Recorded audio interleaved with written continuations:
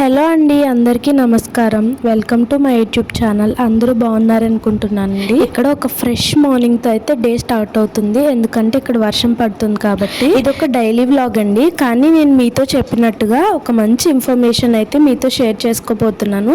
ఎవరు వీడియోని స్కిప్ చేయకండి, తప్పకుండా వీడియో చివరి వరకు చూడండి. Prevention is better than cure అంటారు కదా, కానీ ఎంతమంది దీన్ని పాటిస్తున్నాం చెప్పండి.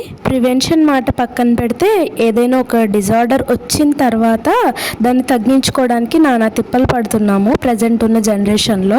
ఈ రోజుల్లో అయితే ప్రతి ఇంటికొకరు డయాబెటీస్, ఒబేసిటీ, కీళ్ళ నొప్పులు, ఇంకా ఎక్కువగా చెప్పాలంటే లేడీస్లో thyroid, PCOD, over bleeding, hormonal imbalance, obesity ఇలాంటి డిసీజెస్ కాదండి, డిజార్డర్స్ తోటి అయితే ఇంటికొకరైనా ఫేస్ చేస్తూ ఉన్నారు. ఇటువంటి లైఫ్ స్టైల్ డిజార్డర్స్ అన్నీ కూడాను మన లైఫ్ స్టైల్ కరెక్ట్గా లేకపోవడం వల్ల అయితే వస్తున్నాయి. పెరిగిపోతున్న టెక్నాలజీ, పెరిగిపోతున్న పెస్టిసైడ్స్ ఫుడ్, కెమికల్ ఫుడ్స్, అలాగే తగ్గిపోతున్న ఫిజికల్ యాక్టివిటీస్, ఇవన్నీ పెద్దవాళ్ళే ఫేస్ చేస్తున్నారంటే అసలు కాదండి. చిన్నపిల్లల దగ్గర నుంచి మెయిన్గా ప్యూబర్టీ ఏజ్ స్టార్ట్ అయిన అమ్మాయిల దగ్గర నుంచి ఓల్డ్ ఏజ్కి వచ్చిన పెద్దవాళ్ళ వరకు ఏవో ఒక ప్రాబ్లంతో అయితే ప్రతి ఒక్క ఇంట్లోనూ ఫేస్ చేస్తూ ఉన్నారండి. నా ఛానల్ని అయితే టీనేజ్ గర్ల్స్ దగ్గర నుంచి 35 years ఓల్డ్ ఉన్న లేడీస్ వరకు ఎక్కువగా చూస్తున్నట్టుగా అయితే నా అనలిటిక్స్ చూపిస్తుందండి యూట్యూబ్. సో నేను షేర్ చేయబోయే ఈ కంటెంట్ అయితే కొంతమందికైనా యూజ్ అవుతుందని నేను అనుకుంటున్నాను. సో ఎవరైనా ఇంకా పెద్దవాళ్ళు చూస్తూ మాకు ఈ వీడియో అవసరం లేదు అసలు అనుకోవద్దండి. అప్పట్లో అయితే ఈ డిసీజెస్, డిజార్డర్స్ అవన్నీ చాలా తక్కువగా ఉండేవండి, కానీ ఇప్పుడు ప్రజెంట్ జనరేషన్లో అయితే ఇవన్నీ చాలా పెరిగిపోతూ ఉన్నాయి. సో ఎంత ఎక్కువగా అయితే డిజార్డర్స్ పెరుగుతూ ఉన్నాయో అంత ఎక్కువగా అనేది అవేర్నెస్ అనేది ప్రతి ఒక్కరిలో ఉండాలండి. అందుకోసమే నేను ఈ కంటెంట్ని చూస్ చేసుకున్నాను. పెద్దవాళ్ళందరికీ అన్ని విషయాలు తెలిసే ఉంటాయండి, కానీ ఇప్పుడు చాలా రకరకాల డిజార్డర్స్ అనేవి వస్తున్నాయి. మేబీ కొంతమందికి తెలిసి ఉండొచ్చు, తెలియకపోయి ఉండొచ్చు. కాబట్టి మీరు ఇలాంటి విషయాలను విన్నప్పుడు దానివల్ల నష్టం ఏమీ లేదండి. మీ రిలేటివ్స్లో కానీ, మీ ఇంట్లో కానీ, మీ చుట్టుపక్కల కానీ ఎవరైనా యంగ్ గర్ల్స్ కానీ, లేడీస్ ఇలా కొన్ని లైఫ్ స్టైల్ డిజార్డర్స్ని ఫేస్ చేస్తున్నప్పుడు మీరు మంచి పాజిటివ్ వేలో సపోర్ట్ చేయడానికి, మీరు తెలుసుకున్న ఇన్ఫర్మేషన్ని వాళ్ళకి షేర్ చేయడం వల్ల చాలా హెల్ప్ చేసిన వాళ్ళు అవుతారు. నాకేదో వ్యూస్ వస్తాయని చెప్పి కాదండి, ఒక మంచి అవేర్నెస్ ఒకరి ద్వారా ఒకరికి అందుతుందని చెప్పి ఇవన్నీ షేర్ చేయబోతున్నాను. ఇంతగా చెప్తుంది ఈ అమ్మాయి దేని గురించి చెప్తుందని చాలామంది అనుకునే ఉంటారు. Most of the teenage girls నుంచి లేడీస్ అందరూ కూడా ప్రజెంట్ ఫేస్ చేస్తున్న ప్రాబ్లం అండి పీసీఓడి. అదేనండి మన భాషలో చెప్పుకోవాలంటే నీటి బుడగల సమస్య అంటున్నారు కదా, అదే అండి. దాన్ని పాలిసిస్టిక్ ఓవరీస్ డిసీజ్ అని అంటారు. నేనైతే ఎటువంటి డైటీషియన్, ప్రొఫెషనలిస్ట్ ఏమీ కాదండి. So let's get into the video. నేనైతే ఈ పీసీఓడి ప్రాబ్లమ్ని ఒక 5 years నుంచి అయితే ఫేస్ చేస్తున్నానండి. అది నాకు ఉంది అని తెలిసినప్పటి నుంచి.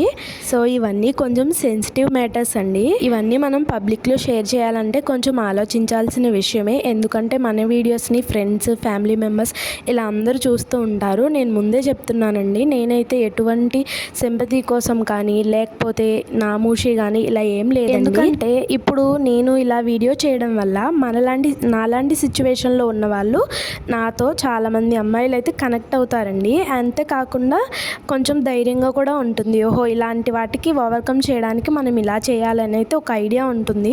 ప్రతి ఒక్కరు తెలుసుకోవాలండి, తప్పేమీ లేదు. సో అలాంటి ఆలోచనలు ఉన్న వాళ్ళు ఎవరైనా చూస్తుంటే మాత్రం దయచేసి స్కిప్ చేయండి. ఎటువంటి నెగిటివ్ థాట్స్ అయితే పెట్టుకోవద్దు.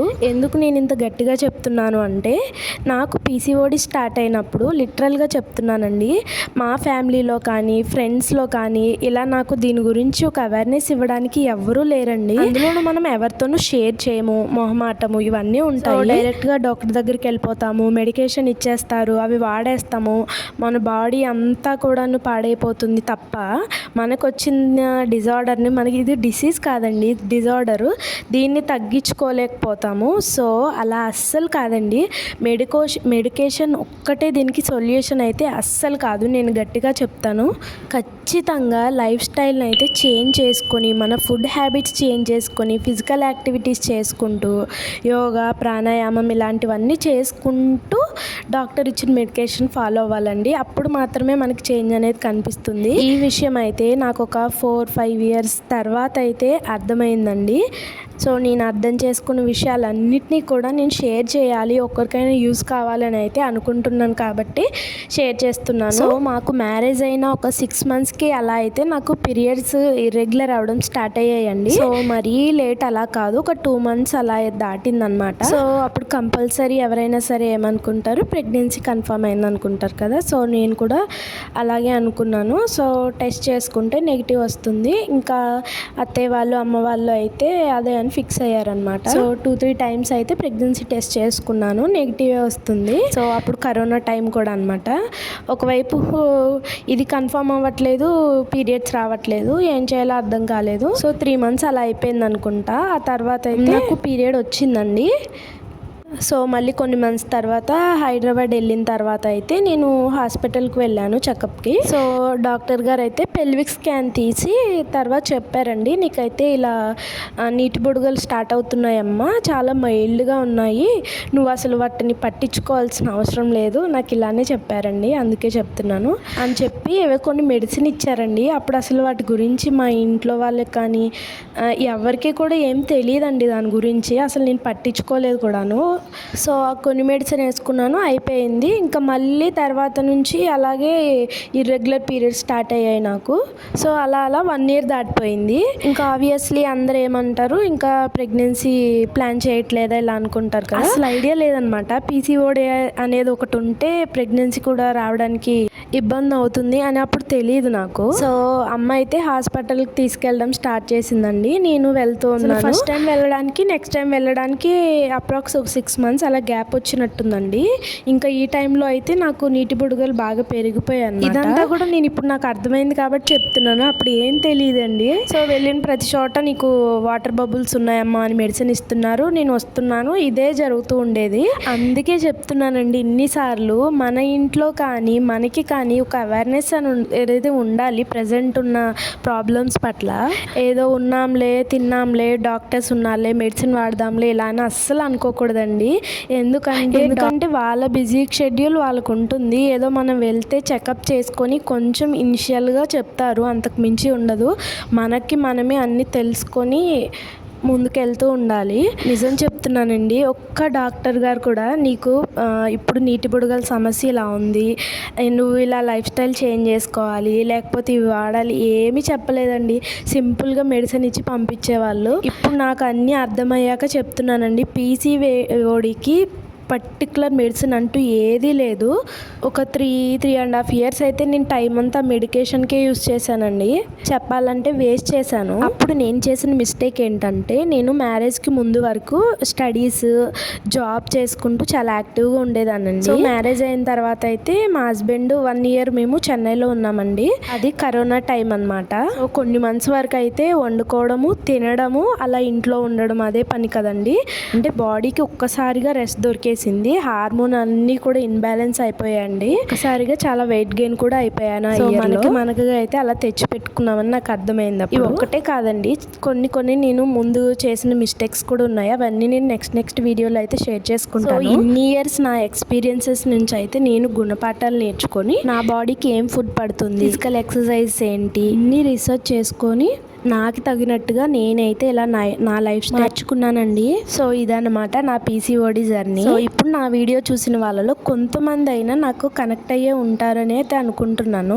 ఇలాంటి ప్రాబ్లమ్స్ ఫేస్ చేస్తూ, వీటన్నిటికీ మించి ముందైతే పాజిటివ్ థింకింగ్ అయితే ఉండాలండి. ఒక పెద్ద డిసీజ్ లాగా అయితే ట్రీట్ చేయొద్దు మనం. సో వీటన్నిటికీ రిలేటెడే నా ఫుడ్ వీడియోస్ అన్నీను. రెగ్యులర్ గా ఇదే ఉంటుందా అంటే కాదండి, చేంజ్ ఉంటుంది డే బై డే. కరెక్ట్ గా చేస్తున్నప్పుడు అయితే నాకు పీరియడ్స్ రెగ్యులర్ గా వస్తాయండి. అండి, చాలా ఓవర్కమ్ అయ్యాను నేను. మెయిన్గా మన బాడీ అంతా హార్మోన్స్ ఆడుకునే ఒక ఆట అండి. మనకైతే స్ట్రెస్ ఉండకూడదు మెయిన్.